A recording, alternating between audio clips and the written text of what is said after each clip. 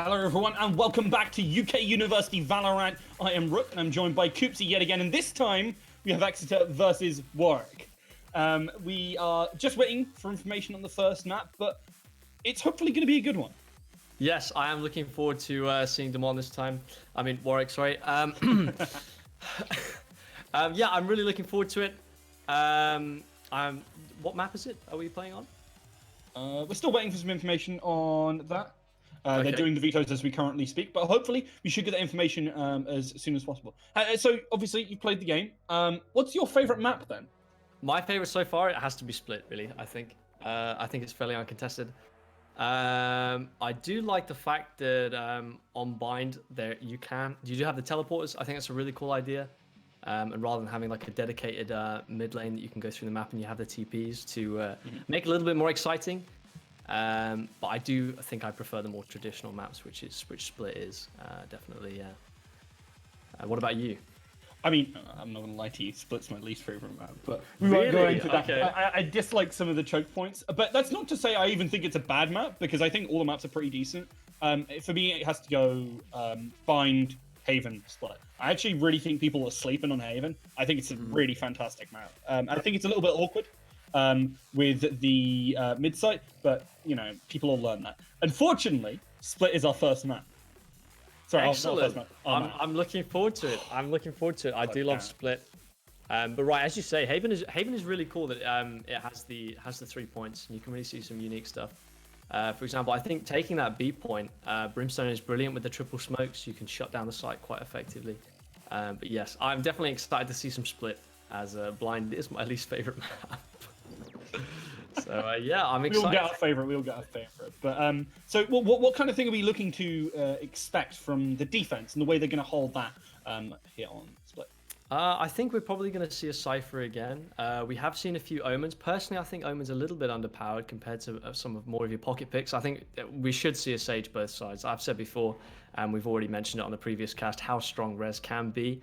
Obviously, if you do use it right, remember there is a time lag, just in case some of you may try and res in the middle of a fight in your Valorant games. There is a bit of a lag, so make sure you are in cover and the person you are resing is in cover as well. I can't tell you how many times I've been playing a game and I die and I'm like, okay, sure. And then the Sage walks up to me, reses me in direct line of fire of some guy who's just standing like just a little bit over there, and I'm like, well, guess I'm dead again. You really need to be aware of your surroundings when you're going for those. Yeah, putting up the wall is a great opportunity to block some line of sight, create an opportunity for your team, and also get that res off. Yeah, it is built into the kit. So just remember to stay in cover if you are going to go for that res. But like I said, I want to see Cypher. I'm looking forward to seeing Cypher. I'm hoping that there won't be a raise in this, to be honest. But I'm hoping to see some more unique picks. We haven't seen a Breach yet. I'm a Breach main, so I'd like to see some Breach. I think it'd be cool. I love how his whole kit's based around shooting stuff through walls, which, just saying it like that, sounds completely broken. But you really need that map knowledge to be able to have that effective. You certainly do. I'm really interested. Well, sorry, first of all, Exeter are defending first, and we'll have Warwick on that offense. But we're also not quite seen a Viper yet. We are going to have that Breach come out, however, and we will continue to have an Omen. We are going to see the Breach on the attacking side. I want to see how they use the wall flashes there. I'm really excited to see that. We do see the Cypher on both sides, as I commented on before. We do see the Jet coming out from the attacking side as well, which I think is a little bit of a weak agent, but we'll see how they do it. I mean, sometimes that ability to be dynamic can be very helpful. The wall going up early from Mazem, as it's actually going to be a lot of pressure towards mid and B, and you see a lot of pressure towards mid on this map, don't you? 100% there, and we saw the early wall there, just to grab that ult charge, especially for Sage. We've talked about the importance of res. Just to keep grabbing those ult orbs just means you're going to be so much further in front of your enemy team, and getting that res ultimate up early is so important. Indeed, it is a smoke cloudburst coming in from Nachos. He is looking for an opportunity. The Bolt will scan out that Phoenix. They know exactly where he is, but will they be able to actually get onto him? Pushes aggressively. Lou the Impaler waiting, though, and Nachos will go down. Lou picking up 2 frags so far. The spike moves up aggressively into connector. Beppis Boy unable to find the frag, and they have 45 seconds on the clock, but they've achieved so very little right now. Right, you've got to be especially careful. Like Nacho's there, dash straight into the line of fire with the jet dash there. There is a bit of a time lag again when you pull out your guns. You really can't dash into danger like that. Yeah, you can't be that aggressive. And R6 Siege Gamer here on the Cypher makes sense that a Rainbow Six player is playing the Cypher, but I've seen him in a couple of these pubs already and is definitely a player to keep an eye on, using that information wisely. And as part of a team, should be an invaluable asset. 100%. Beppis boy waiting underneath here, looking for anyone to try and push on into them. But right now, the rest of the team is just there. Mazin finds the frag. Lou pushes up again, finds a third, and with Lucky Rune taking down Phosphorescent, that'll be a solid round towards Exeter. Excellent cleanup there by Warwick. Excellent stuff. It was a good start with a solid defense. Now, how do you feel about this map? I think it's pretty defender-decided, I have to say. I think most of the maps we do see on Valorant are defender-sided, especially with Riot's kind of angle on trying to get rid of this peeker's advantage, which we see so heavily in games like CSGO. However, I do think that if you can make aggressive actions based on good information, that you are going to succeed. And we definitely see a more aggressive comp coming out from the attacking side with the Breach. So I'm looking forward to see if we can possibly get some good team play and good uses out of Breach's wall flash. And it looks like they are going to stage for a attack here through lobby. Yeah, they picked up a couple of powerful pistols, but could potentially be like a French here, as the SMGs are more than enough to dispatch multiple members. They try and push on in, but utility really zoning off many of these players. And rotate now towards mid, but if you look, the Phoenix and the Omen both sitting at the back here, one sitting on that cat statue. And it's going to be a collision as Rainbow Six Siege Gamer will push on up, but Lil Sticker taking down both Phosphorescent and Rainbow Six Siege Gamer. They're going to have to rotate as quick as they possibly can as the spike has been dropped. So looking to push on forward. There's two players there, and with that smoke, it's going to be hard to push through. Definitely. Brimstone manages to catch the spike through there, and it looks like they are going to take it back through sewers and move towards the A site once again. We do see Nachos lurking, possibly looking for a rotation here. We do see the breach coming through. However, it does looks like the attackers aren't quite sure where to take the bomb. We do see Brimstone coming back up through mid, through sewers, with the spike. Possibly looking for a pick here. Nachos dispatches that camera. As you see, the overlay just popped on up. Should be able to give you all that information you were really lacking before. But, I mean, right now, Exeter in such a good position. They haven't lost a player. They still have control of the site. They haven't spread themselves too thin. They're pushing up a little bit onto A. They have the information. They know that there's going to be this push towards B. They've got two players already in heaven. Lucky Rune finds the frag onto Nachos, who pushes way too aggressively. Breach is unable to really concuss him properly. The spray comes on in. Brimstone will find that, and Svitsio will find the frag with the Bucky. Excellent. It's good to see some of the shotguns, as you commented on earlier. They can be so powerful in certain situations. It's definitely really exciting to see a few different guns there. And also the choices, if you, on the main buy rounds as well, if you look at the choices between the Vandal or between the Phantom, it's really interesting to see what you prefer to pick up. The Phantom is fairly similar to the M4 from CS, and the Vandal is more like the AK if you come from a CS background. However, they can be fairly comparable. Yeah, I mean, the thing is, right, is you're trading off solid damage over a period of time for that one-tap headshot or ranges. That's the really big trade-off you're making here. And, I mean, those one-tap headshots can be also important as Nachos finds one in mid. Lou the Impaler will get that refrag.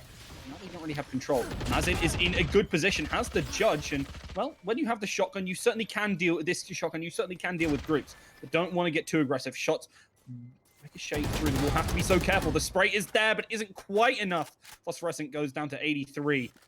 Now we'll continue to push on in with the rest of their team. There is no one there right now. Lucky Rune rotating in as fast as they possibly can. Gets the smoke down in the nick of time. However, they're pushing up towards heaven here. You have to be careful as Warwick are looking to get the drop on them. Ian Venter finds the frag onto Lucky Rune as he just whiffs all his shots. Lou does not stop them as well as they decide to change up their plan. The Vandal now in the hands, and they've got a weapon advantage right now. University of Warwick, also upper map. Definitely, yeah. We are going to see, it looks like the Exeter are going to try and retake this. We see Phoenix and Cypher going from one side to the other. Sifc now looking, see if he can catch anyone here. But it looks like Warwick are going to play fairly... Oh, beautiful pick by Lou there. Just catches Foss's head out there. Yeah, it's so hard to hide, especially on stage with that little bun. She doesn't quite hide behind all of those boxes, and a clean shot Sfizio will be netting them that round. A solid set of plays for University of Exeter as they continue to rack up rounds. Excellent, brilliant retake by Exeter there. 2v3, excellent use of corners. Although Sfizio went really low, still managed to dominate there with great use of the deagle, I want to say, but it is not called deagle.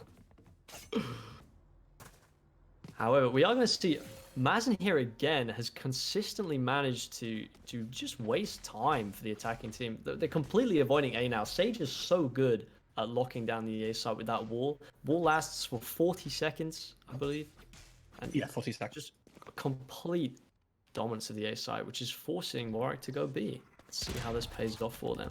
I think people really underestimate just how much you should be shooting that wall. When you've got a group of people, it's really easy to dispatch it. You need to focus on it, though, and work as a team. And here, now that we've got like proper teams rather than more of a puggy style, this should be a big opportunity to do it. Utility coming out early from University of Warwick and Exeter, looking to try and lock down that push on to the B site. Rotates through mid-control. Lulsika trying to find something there, getting a little bit too excited as he finds a spray down onto Nachos there, but it's gonna be a rotate. They're looking back towards mid. Phosphorescent peeks with the knife out. You don't want to be doing that. You're bringing the wrong weapon to this fight. A spray down from River Six Siege Gamer does find a frag, but Lou the Impaler, yet again, ever the refragger. The Inventor looking to try and finish things off here, but it's 1 versus 3. It's certainly going to be difficult. Got a bit of damage, but doesn't quite finish him off. The Phoenix will be able to regen that health pretty easily too.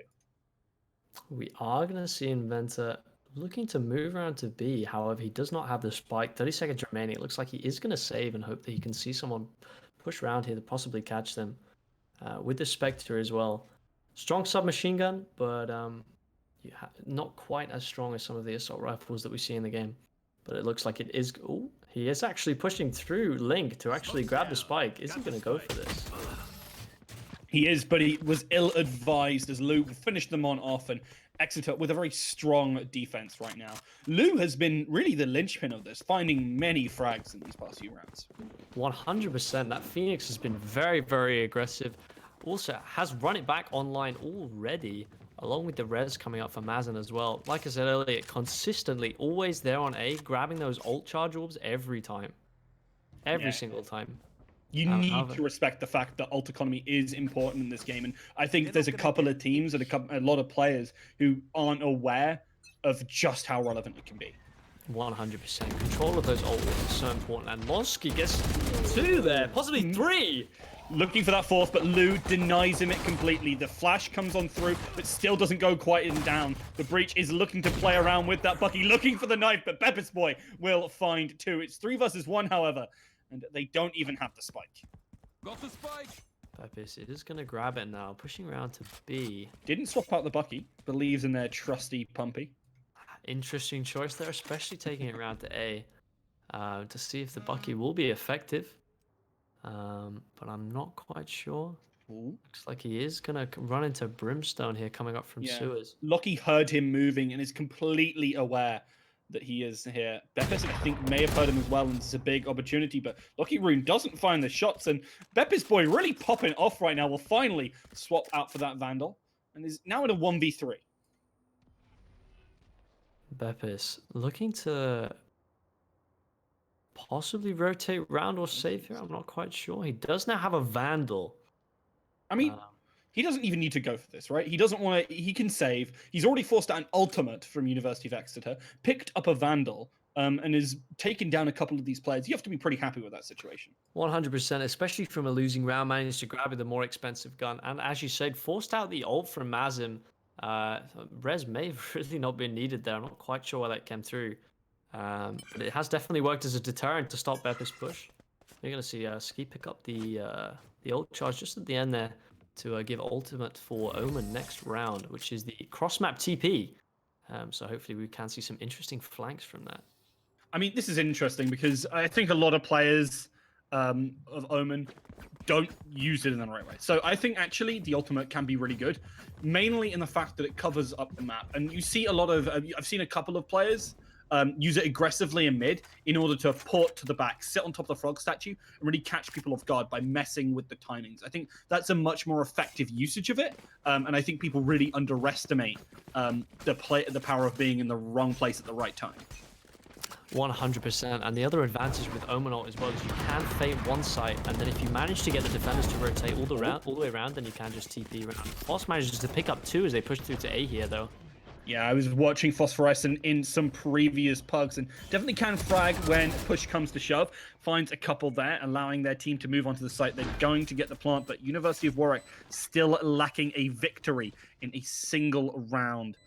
They have the advantage now. They're up a player. They have the plant. They have the site. They have everything they need to be able to take this one. But will it be enough? Svizio pushes on out, takes down the Inventor, and now we're even. Stevens, you have to be so careful. Lou pushes on in, takes down Nachos. The camera will reveal them. The spy cam dart doing more than enough for its job. This time it will be the run it back from Lou the Impaler, meaning they're not able to get anything. Losika finds 2 more frags, and University of Exeter pulling out a pack. 100% again. Excellent retake from Exeter. We've seen so strong, definitely. And Lou with these retakes and these aggressive peaks, using Phoenix's kit incredibly well just for these aggressive plays, it's really paying off for Exeter here. And we will see that currently Warwick's economy will be in complete shambles, and let's see if they'll be able to bring this back. We do see a Bucky for Beppis once again. Let's see if we can find any picks with that. However, every single ultimate is available for Warwick. It is. And I mean, they've got to make something happen here. If you go 7 rounds in a row, you start to feel really shaky. I mean, like, obviously it's not specifically 7 rounds, but with the current situation they're in, you've got to get something going. And Nachos tries to do it. Is actually able to find the frag, but the ultimate makes them forced forward. And now, popping an ultimate of their own, finds the shot, takes down Lou the Impaler. I know Still exactly a couple on up. It is 3 versus 4 as Losika finds that frag, however. With the smokes toward heaven, with the utility being popped, that is more than enough. And finally, with a 4K from Nachos, University of Warwick take their round. 100%. We can see that how strong ults can be, especially Jetsalt as well. Nachos managed to pick up a 4K. However, they did use absolutely everything in taking that 1 round. However, that will allow them to buy, and hopefully they can keep this snowball going. However, consistently winning rounds, Exeter does have enough money to be able to full buy. So we are fairly equally matched in guns in terms of this middle state of the game here. Looks like we are going to possibly see a push through mid once again. Yeah. Oscar holding his position, but Lou continuing to show how important and how easily he can get that mid control. And with mid control, this has been why the University of Exeter are up 5 rounds. They continually get these early frags. Luke flashes himself on out, still looking for a little bit more, but doesn't even need to find them. They just need to play passive. Takes the Inventor. Such a good position for this team right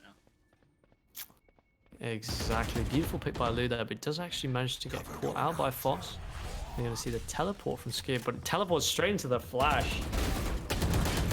But Beppis has no idea. Doesn't check his corners. And Foss will pick up the kill there into a 3v1 now. I think this is definitely a save opportunity, but we will see how Foss will teleport. And it's not going to be enough. Too loud there in the mid lane, and Mazin will take out Foss to close out the round. Now into 7-1. Will we be able to see Warwick come back? What do you think? I mean, they definitely have the talent to be able to do it, but right now they're getting a little bit red, and they're not mitigating the kind of impact that Lou and Sika are having in this mid lane. You need to effectively play around that. Whether that be literally leaving it, I appreciate that that is not the best plan. So you really need mid control for this map to function, but I think, honestly, pushing onto a site like they've been doing for A is a much more effective strategy. Smoking off this connector as well, really good, meaning that it's only one player in mid who can make an impact. They're looking for this B push now, but they know they have to do something here before they can make their move. 100%. It looks like we are going to see a split push from Warwick. Spike's heading towards B now. It just looks like they're going to look for a pick here. Will they find anything? Nice spray down there from Sika. Takes down the Inventor. It's a little bit more, but not far off from winning this round. Only a minute left on the clock, and they've held so strong. Foss opening up on the B side. It's a big opportunity. They're going to be able to rush on in. The wall provides them some limited cover as Mazin tries to find the shot. Will finish off Phosphorescent, but will go down themselves as the refrag is there from Nachos. Sega gonna start to rotate back on through. Is on this B side. Spike is down. We're going to be seeing Rainbow Six Siege Gamer looking for that plant. Will take down the Impaler. It's going to be hard. It's 1 versus 3, but if anyone can do it, Sika certainly can. Get sprayed from behind, can't deal with that Heaven player, and with Nachos pushing up from behind, that is more than enough for University of Warwick to pick up that round. 100%. We just saw their number disadvantage there. Just allows Nachos to flank round and punish from Heaven there. We really need to see a little bit more coordination coming out from Warwick here. Of course, as I spoke about earlier, with the more information gathering comps that we see from Exeter, is a little bit easier to control some of these points. And as we said before, this is kind of defender-sided. We see Svizzy with an operator once again. Or is that a Marshal? I'm not sure. But that's an operator. That's not operator. Okay, but the sniper here, it can be really, really effective, provided that you don't get punished with it. We are going to see the wall from Mazim again, just completely cordoning off this A site. And it looks like Warwick is going to push towards B again. We see Nachos pushing through aggressively in mid here. Does make it through. Lou doesn't see him. Yeah, this is a big opportunity. Nachos has managed to slip through.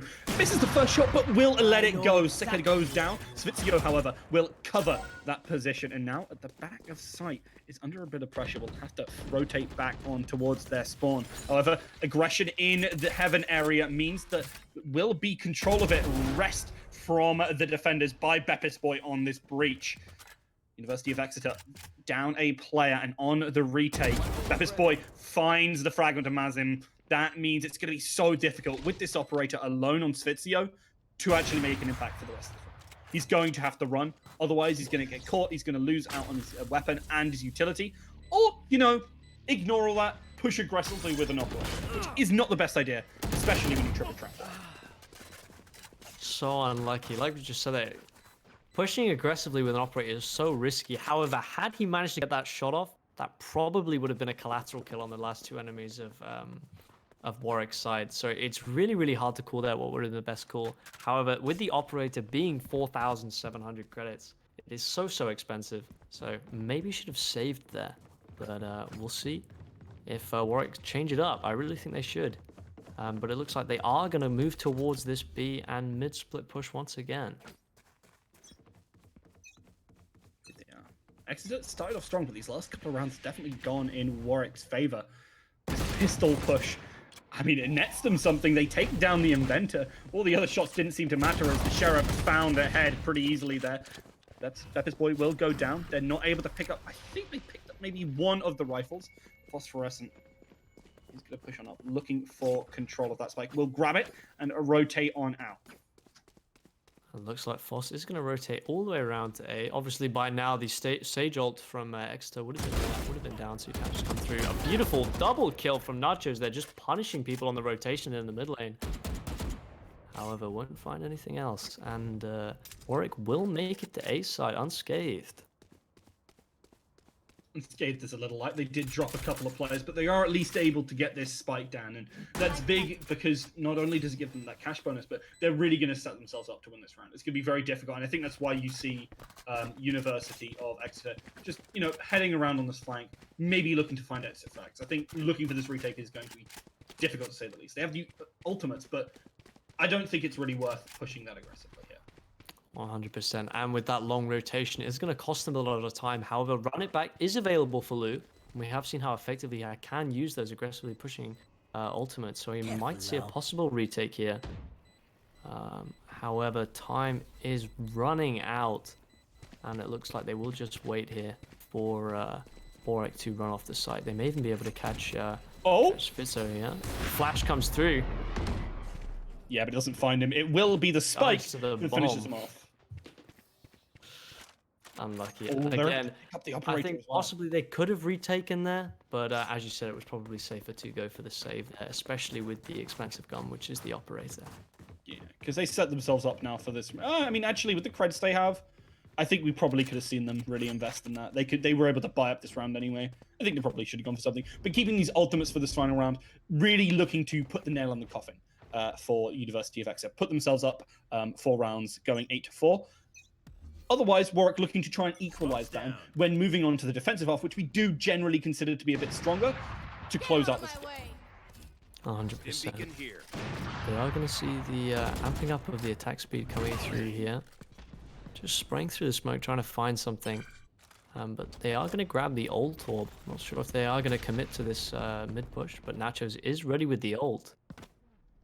However, has the spike, but wants to get aggressive regardless. Nachos moving on through, looking to move on up. However, Sika finds the shot, takes it down 2 as he peeks again. Phosphorescent will deal with Svizio, and Sika will go down to Beppis Boy, the Bucky man. But still, the scores are even. A spike down and aggressive pushing from a Beppis Boy. This is not looking good for Warwick, as they are now down a player and with no control over the fate of the round. 100%. However, can they pull this back? Logdos manages to pick up fast just there. It's all down to Rainbow Six Siege Gamer, and now with the res coming through from Mazin, it's going to really have to be something special. And unfortunately, Rainbow Six Siege Gamer doesn't quite happen. It's not going to be enough there. But we are going to see a Ghost come through for the other side pistol round. Again, we spoke about the Ghost earlier. Very similar to the USP. I think very, very effective. And it looks like we are going to see a push towards B here. I have something to say. I am sick to death of this Ghost rubbish. Because, so basically, everyone and their mothers buys Ghost. If you buy light armor, you render every single Ghost essentially to be the same as a classic. Then you're also able to pick up the Ghost off of the corpse of your dead teammates, and you get that extra 100 to spend on some utility. So I would like to say to everyone, please stop buying the Ghost. Well, actually, if you stop buying the Ghost, then I can't pick them. But don't buy it so much, because armor is really important. But what's also important is finding headshots, and that is something Sika has done a lot throughout this match. 100%. Yeah, I think the Ghost is a comfort pick for most. I do personally like the classic, especially with the unique right click, the 3-shot burst, but nobody seems to use it. Oh, beautiful pick onto 6 Gamer there. Nachos, however, finds Lucky Rune, continuing to try and keep up the pace. But Lou is such an aimer, finds Nachos, and now Warwick, 2 versus 4, retake on the pistol. This is going to be hard to say this. They lose 2 players and 4 frags for Lou the Impaler to close out that. Okay, and there exactly is reasons why you should buy the Ghost. Lou manages to get a 4K with this beautiful pistol. Like, he could have done that with him. Or picked, after the first one, picked up that guy's Ghost, you know? 100%. Are we going to see a switch up of strategy from Exeter here? It looks like they are going to commit to this. What we do see Syke rotating around to A by himself, possibly hoping to catch people on the rotation towards B. Actually, we are going to see a pincer into mid. We've seen this a lot. One side coming from Sewers and the other side coming from Link, just to try and overwhelm this mid, and then you can pick which side you really want to go for. However, we're not going to see any picks early. Good Wolf and Phosphorescent. This is an opportunity. However, doesn't find the tap onto the player picking up that ultimate orb.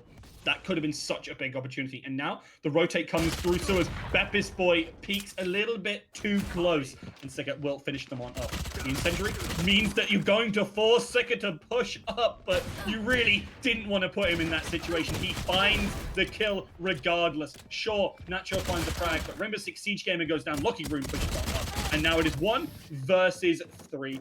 Will go down, and again, a solid round from Exeter. 100%. Again, the clear, complete domination with the kits of these heroes. But I think maybe they should possibly look for an A push. I'd like to see an A push, but it doesn't look like it's going to happen. Impaler does have the run it back. Again, for such an aggressive player like Lou is, the run it back ultimate is so strong for an aggressive open fragger. Just giving them that second chance, and not only can it be effective to find a frag, but you can also use it to information gather as well. So even if you run out and you happen to die, that information could be what is the difference between closing the round out. I mean, when I'm using it, it's more run it down than run it back. But we still see some big frags. Nachos with that Bulldog does manage to take down Svizio. However, it isn't enough, as they do still go down a player. The thing is, right, is these walls have been so impactful. They've struggled to really want to go to A, and it's these rotates that are really going to lead them into something. Beppis Boy is rotating through, checking to see if anyone's made sees the wall, but doesn't know where anyone is. Here's the sound almost certainly in the coming seconds, and we'll use that opportunity to start to rotate. Looks like we are going to see a push into tower here. However, Beppis has no idea where Exeter are. Brimstick Siege Gamer gets caught out as he overextends. Warwick have to be so anxious right now. The smokes come on in the perfect moment. Their push is perfectly aligned. Beppis Boy does take down Mazin. It is now 2 versus 3, but look at those health bars. They're so excruciatingly low. Exeter have so little work to do. They just need to put in the finishing touches, and now they back off a little bit. Don't want to overextend. Getting caught out by these Spectres could be deadly.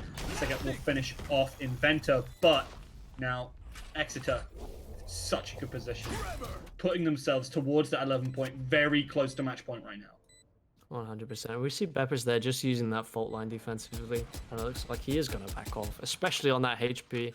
As Root commented on earlier, it's very unlikely you're going to retake this. I think a save is a perfectly good call. Although the Spectre is a really cheap gun, I think better safe than sorry here. Certainly is. And I mean, you're not really going to be able to clutch this out. You're on 5 HP for Beppis Boy, so I agree. Very much the correct decision. Speaking about saving, something I find really interesting in this game is the fact that utility, obviously abilities in this game, does stay over rounds, even if you die. And I think that's a really interesting thing. So it makes those pistol rounds stronger because you can go in with utility, and if you don't think you're going to win, you don't use it. And if you do, you can invest it to really help you solidify that round. So I really like that kind of unique take on how to play. 100%. As you mentioned on the economy before, it's almost we kind of see 3. We see the ultimate, and we see the weapon, but also utility. Obviously, depending on which agent you're playing, some is more valuable than others. But the choices here, I think the smokes are definitely the strongest. But it looks like we are finally going to see the A push that I was looking forward to. However, it doesn't see anyone, and Exeter does manage to make it onto site. Finally, they catch sight. The defender finds the Phoenix of Lube. They don't find the frag. The flash comes on in, and they're trying to spray him down, but they don't find a thing. Instead, it is University of Exeter who finds those first couple of frags. And even now, the utility being invested, finally they're able to take down Lube the Impaler. The plant is down. Spike control and site control to University of Exeter right now. Warwick are in for a bit of a shock. They're going to need to really step up their game if they're looking to win this, as the slow orbs come through thick and fast. They can use the ultimate. Rainbow Six Siege Gamer looking to contest, catches a glimpse of a player at the back of the site there, manages to take down Lucky Rune. However, will finish that one on off. Rainbow Six Siege Gamer looking for that 4K to end out the round, but Mazin versus 2 is the big opportunity. All you need to do is buy time. Do they have enough? They might not quite have it. That just about isn't it, as I think, yep, that's Warwick losing the round. Exeter able to pick that one up. Some solid play. That was so close that we saw Warwick there. Again, the fact that Rainbow Six Gamer even manages to find a pick on Mazim on such low HP is incredible, but again, just not quite fast enough on the defuse there. But even though they did lose the round, they did manage to wipe the team, which is going to affect the economy, although they do win the round in the end. And it looks like we are going to see another push onto A here. Foss is in the mid, so he's not going to be able to use a wall to stop the A push here. However, we do see the Brimstone smokes coming through. Bepper's looking for a Barky pick. The incendiary there as well is going to be so important. Beppis Boy investing so much utility right now. They have to be careful. Nachos has already rotated into position. They're already on site, but Nachos cannot hit the shot. Beppis Boy goes down instantaneously, as right now Exeter are executing heavily. Tries to get the spray down, thinks he's already got it, but the Inventor doesn't have quite enough there, and Svizio finishes them on off. 5 versus 2. University of Exeter looking to put an end to this one. Warwick got a better score than their counterparts in the previous match, but still a thorough control of the game. Phosphorescent is going to have to really pop off the Rainbow Six Siege game here if they're looking to take this. They are evening things on up, but with the lack of time, it is not looking good for them. Finally, it's finished off, and University of Exeter 13-4. What a fantastic play from them. 100%, an incredibly fast game. So absolute dominance from Exeter there. We did see Warwick try and come back, but unfortunately, it's just not going to be enough. Lou the Impaler is our match MVP. What do you think of that game, Rook? I actually really liked Lou the Impaler's mid control. It was fantastic, and I think a really important part alongside Sika to be able to find such strong control. 100%. Again, we saw another dominant Phoenix player, as we did with the last game.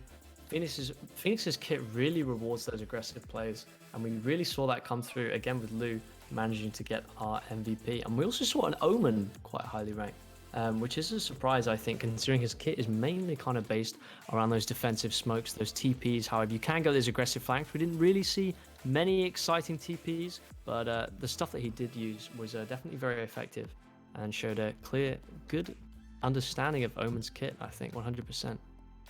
I mean, it was just some really solid fundamentals from that Omen player. I'm very excited to see more Omen. The thing is, right, is I don't like the TPs. I'm not particularly fast. You can do some cool stuff with them. But those smokes that he actually has and the paranoia are very strong and really solid utility. 100%. The paranoia is an interesting take on the CC, as you actually have to hit an enemy with it. Can go through walls, but again, it is really difficult to land.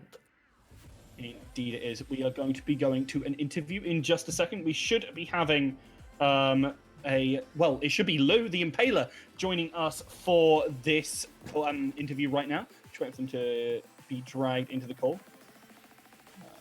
Fab should be bringing him in just a second. But so I'm just going to wait a second because I want to make sure that he's actually here. Not just yet, but he will be here shortly. Yep. There he is. Hi Lou, how are you doing? I'm okay. A little bit sweaty, but I'm alright.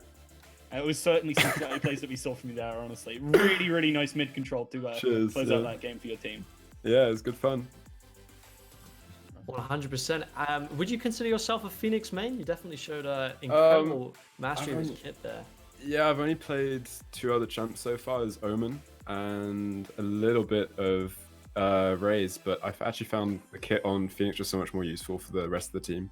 You know, being able to wall off for the whole of mid with my C, and then also being able to flash whenever my team needs it, and being able to heal myself as well. It's really useful. Definitely, yeah. However, you have to be careful, as I forgot when I was playing Phoenix, that they do damage teammates. So yeah, exactly. To heal yourself, and then you have no idea that you've then damaged. Yeah, when my Sage came across to heal me a couple times in the mid connector, she usually almost walked into a couple of my my molly areas. Yeah. Brilliant. What kind of gaming background do you come from, Lou? So played mostly CS for about the last 5 years, CS:GO. So obviously that's carried over quite a bit in terms of the gameplay mechanics of aiming and movement around the map. Obviously playing a diffusal type game really carries over pretty directly. And I played a lot with Psych as well on the Exeter team. Yeah, that synergy really showed with both of you finishing in first and second. I think it really showed that teamwork that already existed. Yeah, definitely. Yeah, and we have spoken about how people coming from CS seem to be the strongest Valorant players we've seen so far. And it definitely shows with your incredible performance on Phoenix. Thanks. Yeah, definitely as soon as the trailer came out for Valorant, when they were testing it in like the developers were testing it, I was like straight away, this is going to be a game for CS players primarily, and it's just great to add all those little extra things with individual champs. Certainly is. I have a question for you. So I saw that you had some really great synergy from Sika with Sika. Do you have any tips for players on how to have mid control there on split? Because I think it's a really important thing specifically for that map.